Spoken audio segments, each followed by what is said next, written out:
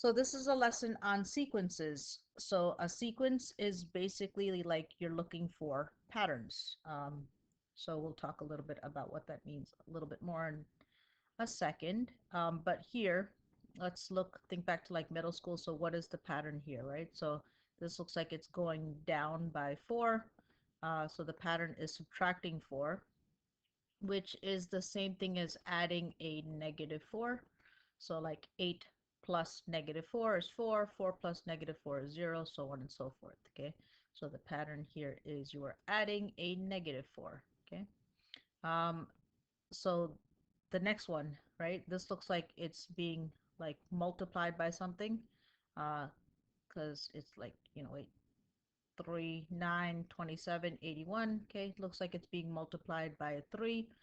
But because these signs are changing, like it goes from positive to negative to positive to negative, we're actually multiplying by a negative 3. So the pattern here is multiplying by negative 3. So that is the pattern, okay? Um, so we have two different types of sequences, right? So a sequence is like when you're looking for an order of the numbers, a list of numbers.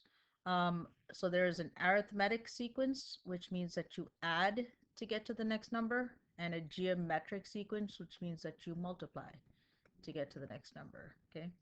So I'm going to show you an example. So over here, it looks like this is being added, right? We're adding, looks like 4 here to get to the next number. So this is the first term, A1. This is the second term, A2, A3, so on and so forth. And it keeps on going, right?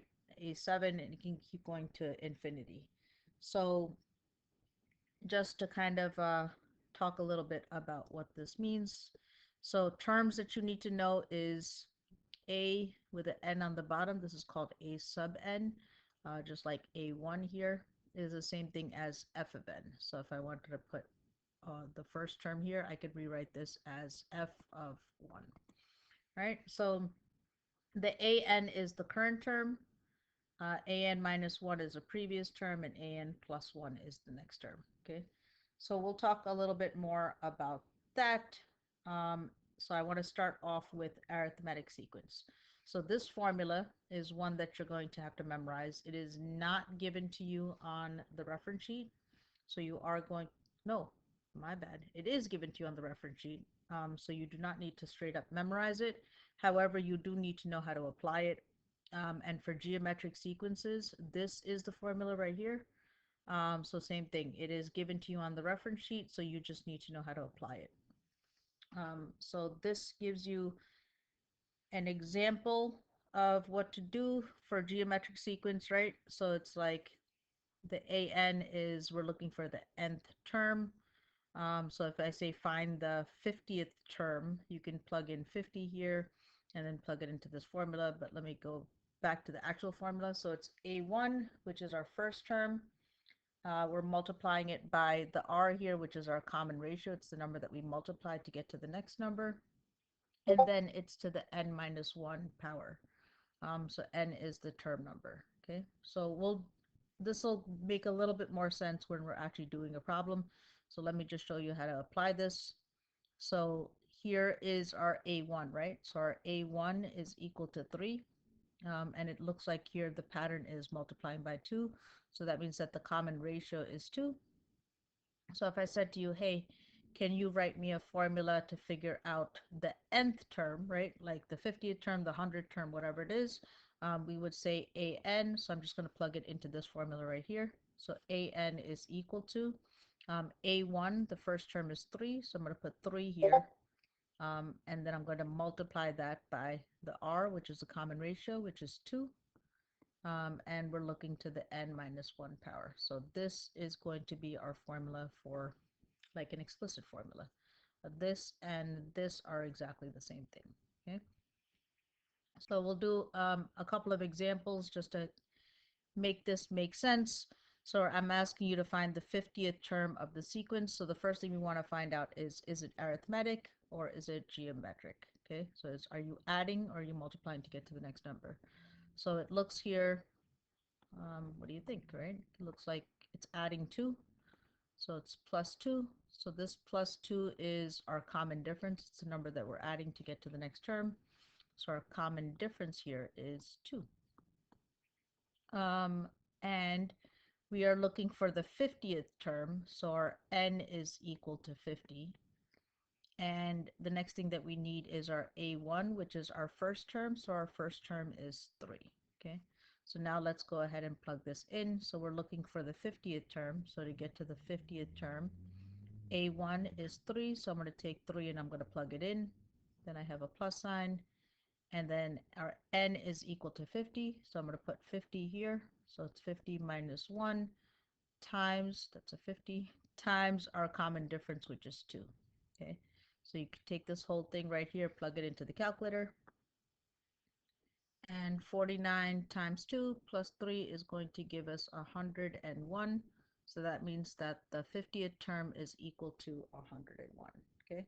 So all I'm doing is I am using this sequence of numbers. I'm finding out the number that I add to get to the next number. So that is our common difference, which is 2. So I took 2 and I plugged it in here for D.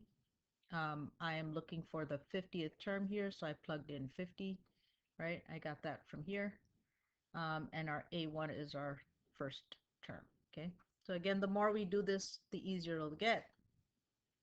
Model problem number 2, find the first 4 terms of the recursive sequence below, or the recursive term below. So let's go ahead and do that.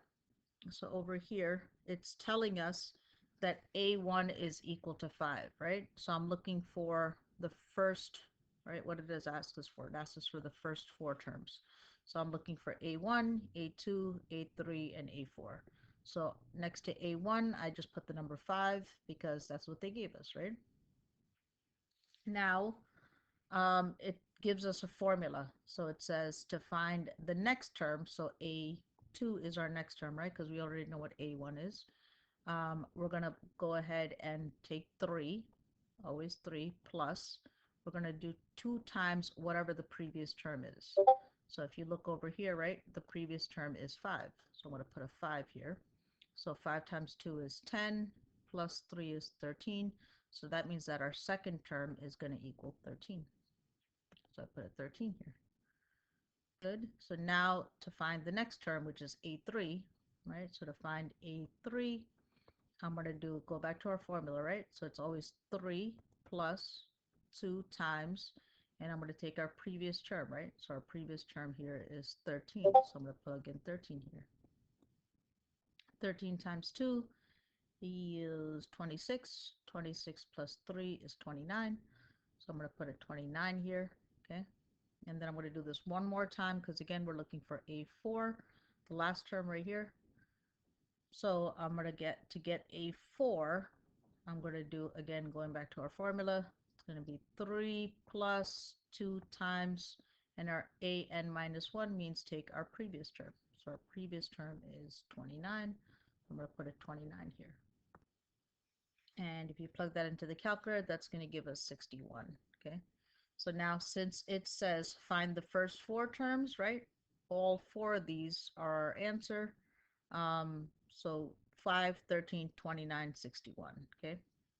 Step 2, I kind of skipped writing it here. But you're going to plug in for the second term.